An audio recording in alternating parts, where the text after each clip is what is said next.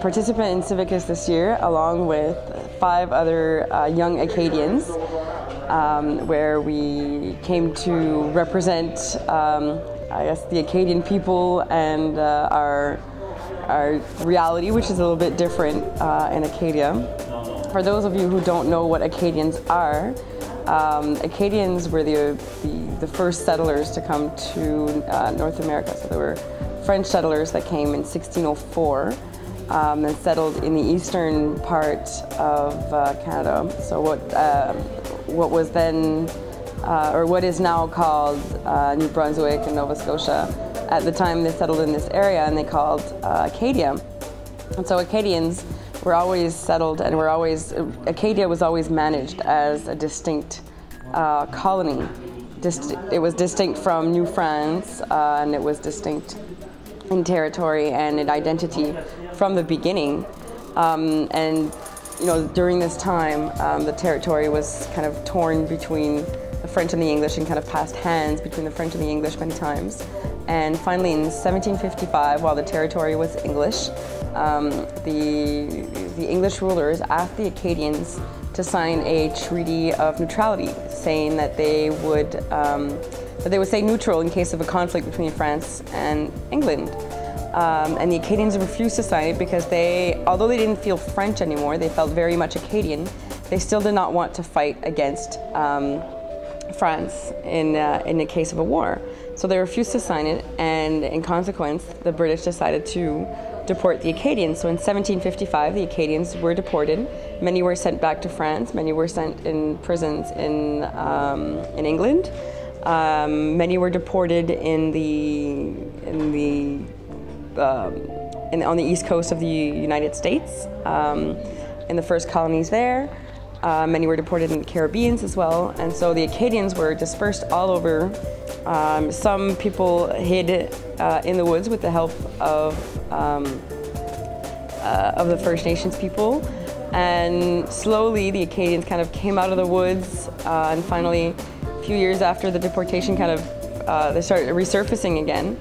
And some of them really wanted to come back because they felt, they had been here for 150 years, so this was their home, this was their territory, so they wanted to come back. So finally, slowly they came back and settled in what's now New Brunswick, Nova Scotia, Prince Edward Island, some were in Newfoundland as well.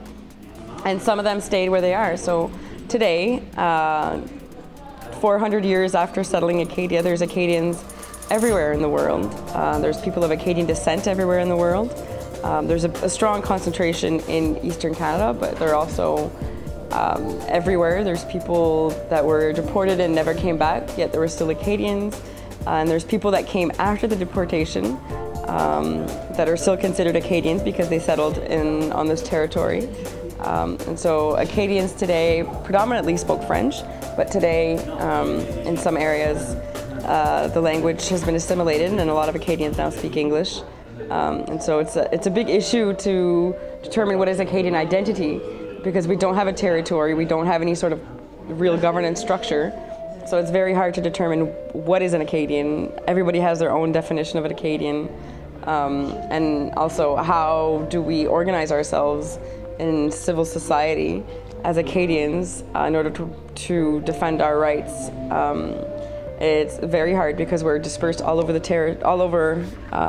territory, and because we don't even speak the same language anymore, really. So it's a very big issue amongst my community. What do you think is the challenge for you as a young person participating and getting involved in civil society movement as Civicus, as something Well, I think one of the big challenges for us, it all trickles down to the cultural identity question.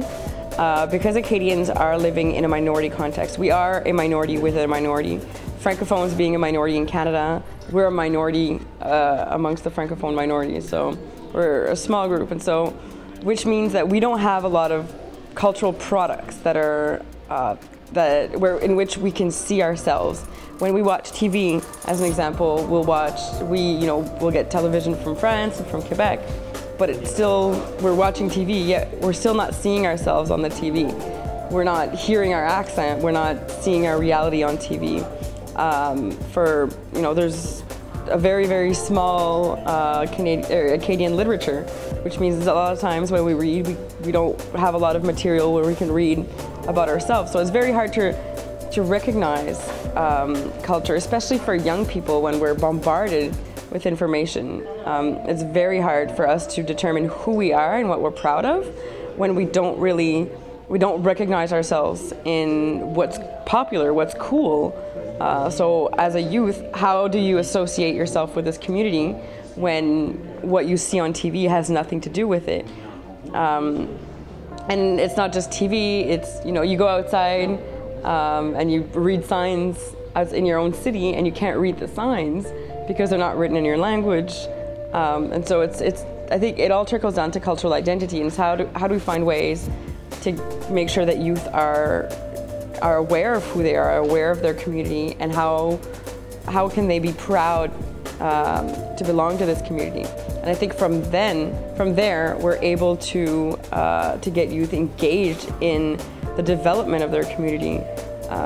And I think it's, and then from that moment on, it's to give them tools and to do some capacity building in order to get them to be active contributors to the development of their community and to civil society, and how do we get them to be part of this movement.